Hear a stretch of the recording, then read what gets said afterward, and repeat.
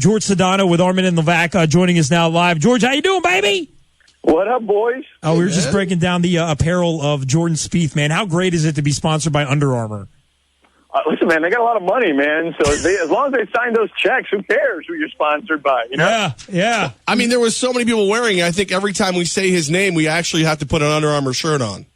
Yeah, man, Under Armour's doing some big things. You know, obviously they're a Maryland-based company, and they had those unis that everyone talked about with the University of Maryland football team, and I know my boy Scott Van Pelt is an investor, so good for them. Yeah, you know? Maryland guy, yeah. And you know what? I wouldn't be surprised if our own Jimmy Patsos, who coaches Siena men's basketball here, who went to school with Kevin Plank and Under Armour, wouldn't be surprised if he's dropped a little investment in Under Armour as well. Jorge Sedano joining us of the Sedano Show. You can hear him right here on 104.5 The Team from 7 to 9 every night. How you liking those 2 solo hours now, man? It goes by fast, man. Like, it feels like I got, more to give, which is always a good thing. You know how this goes, that if you got, there are days in the sports calendar where you're like, man, you are wheezing to the finish line because you're like Harris in Major League, the old pitcher, where he's trying to give it everything he's got. He's got cayenne pepper. He's got all the different chemicals hidden around his body or whatever, so the umps, if they're watching him closely, like, there are nights like that. When you're doing 2 hours, man, there's rarely a night like that. You got plenty of stuff to talk about and cover. Well, we love the fact that you are now right on after us, right here on 104.5 The Team, ESPN Radio. And Sedano, you're our basketball guy. So we're looking at the NBA postseason. Is this shaping up to be one of the best NBA postseasons we've ever seen? Man, I think so, especially out west. I mean, good God, those teams are all good. It's going to be a bloodbath out there.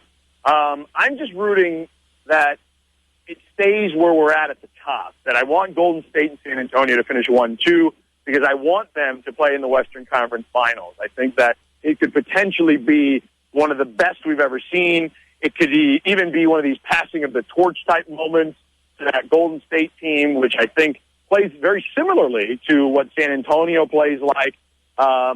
It would be fun to watch. Or if not, you end up getting the Spurs giving you one more shot to win another title, man, which would be incredible. How many one more shots does that team have? I mean, it seems every year we're saying that.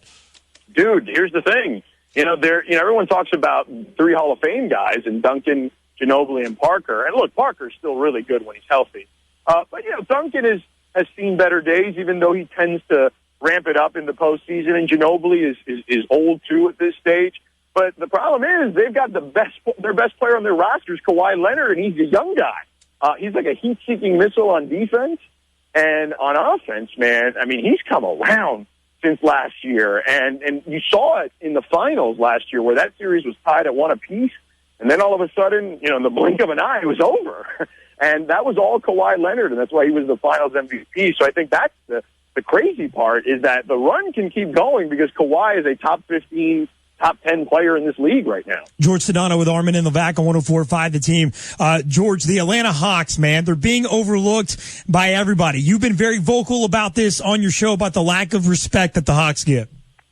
They are getting no respect. Only, I think, the guys I've talked to, me and PJ Carlesimo, we're on that island together. We're on Hawks Island together. That's a good island.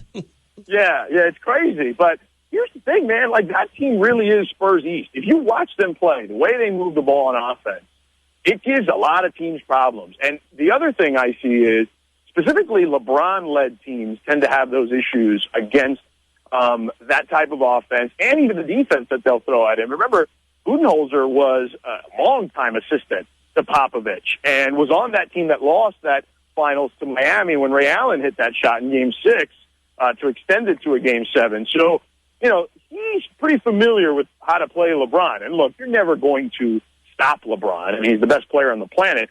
But you can find ways to make him work harder. And that's what you really want to do when you have a team with a superstar like that. But Cleveland's been good, man. Offensively, they're firing on all cylinders. But I still think they're vulnerable defensively, specifically on the perimeter. And a team that moves the ball well could give them some trouble. But here's the thing with Atlanta. Paul Millsap, man.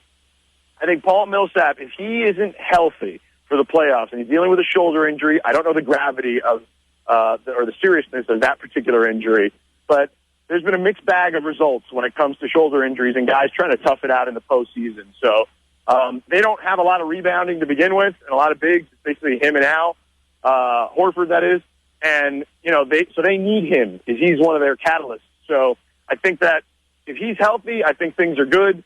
I would like for them to have had Cephalosha. Unfortunately, he's out for the season, too, because that gives DeMar Carroll a little rest on a guy like LeBron. And you need as many fouls as you can get on LeBron.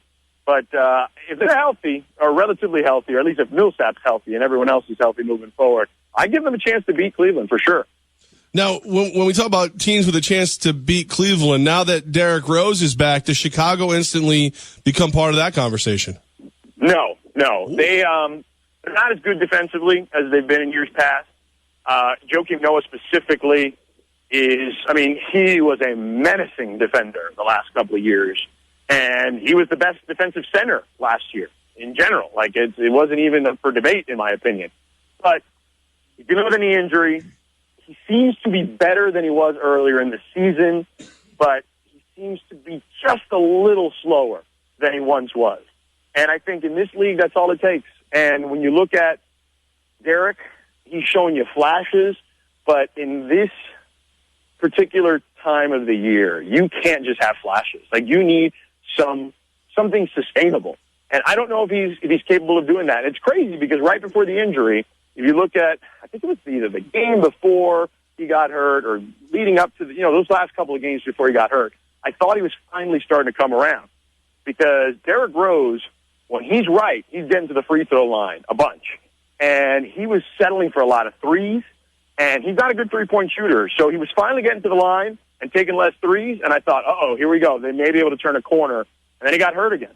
So, Jimmy Butler's been fantastic for them. Powell's been fantastic. I just don't think they have enough, and their defense isn't as good as it's been in years past.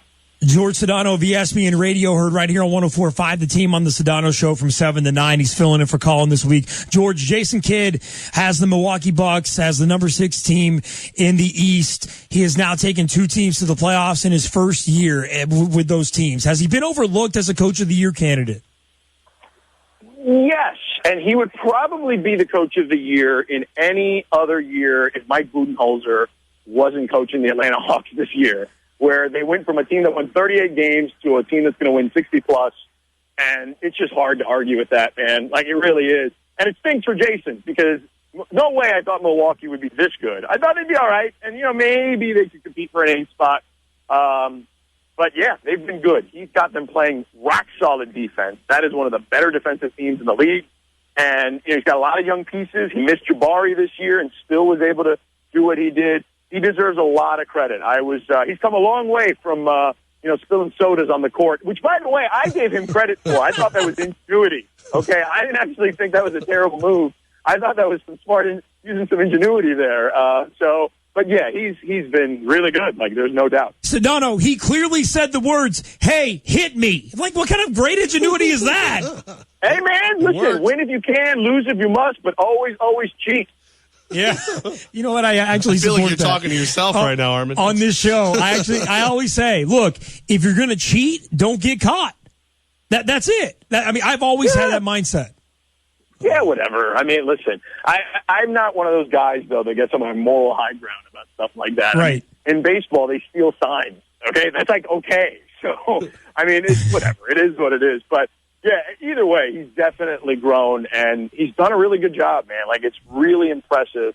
And I'm not surprised, Point guard in this league becoming head coaches kind of reminds me a little bit of, catchers in baseball. It's a trend, and I get it because usually those are the guys that are kind of the clubhouse or locker room lawyers and leaders and tend to be the most vocal guys. So it makes a lot of sense. George Sedano with Armen Levack on the team. So I like that I have a co-signer on my motto in life. If you're going to cheat, don't get caught. And if you get caught, cheat better. I'm glad that George Sedano agrees with me. You got it, man. Lose if you can, win if you must. Perfect. Always cheat. Sorry, kids. I don't mean to deter any parents there. Yeah. Maybe my wife and we're talking about professional sports. Don't cheat in Little League. Don't do that. That's right. Yeah. We're talking about the pro level. Right. My wife and baby Munchie are listening. Earmuffs, everybody. Don't worry about that. All right, George, I got to ask you about the Knicks, man. Derek Fisher says it's possible to turn the Knicks around and go from worst to first next year. Is he high or is he realistic?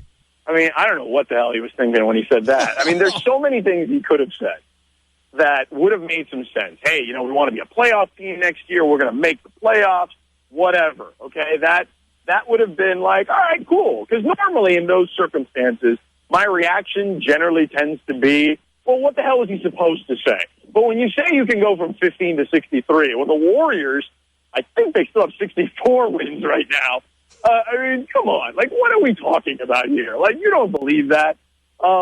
It just becomes one of those things where it's like the Knicks become the punchline again. And it just feels like that's been just basically been the entire franchise going back since, I don't know, since those teams where Van Gundy took them to the finals. After that, whatever run happened at when Larry Brown and those guys came in and it just, fell off the map, basically. I know they had the 1 year, or actually they did make the playoffs 2 years, actually, with Carmelo. They had that 8 seed that 1 year where they got swept. Or no, they didn't get swept. They lost in 5 to Miami. I remember because I was at the Garden, and they won that one game in Game 4, and there was like confetti and streamers coming down from the Garden, and I was like, how sad is this? Like, are you kidding me?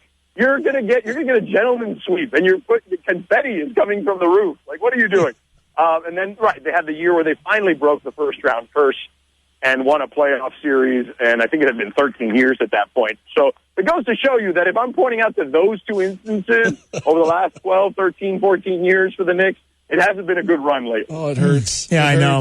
There goes all the optimism we were trying to scrounge up from somewhere. But look, they could be. Look, Phil. If you have the number 1 pick or the number 2 pick or a lottery pick, and they're going to have one of the top picks, if you keep the guy, I think if you get Okafor or Towns or Russell, you're going to be in good shape. Maybe Phil trades the pick. There have been rumors out there that maybe DeMarcus Cousins is available. I could see Phil going after him. So, look, could they get in the playoffs next year? Yes. But to sit here and tell me they're going to win 60-plus games, when was the last time the Knicks won 60-plus games? I don't even think they've ever won 63 games in their existence. Yeah, I could be wrong about that, but I don't think that's ever happened. Yeah, it's worth the Google search for sure. George Sedano of the Sedano Show right here on 104.5 The Team, ESPN Radio from 7 to 9. Pure greatness, George. Appreciate you, man. You can check out the NBA Lockdown podcast at ESPNradio.com. George, always great catching up, man. Appreciate you stopping by. All right, boys, anytime. You know it. Take care. Thank you man. so much, man.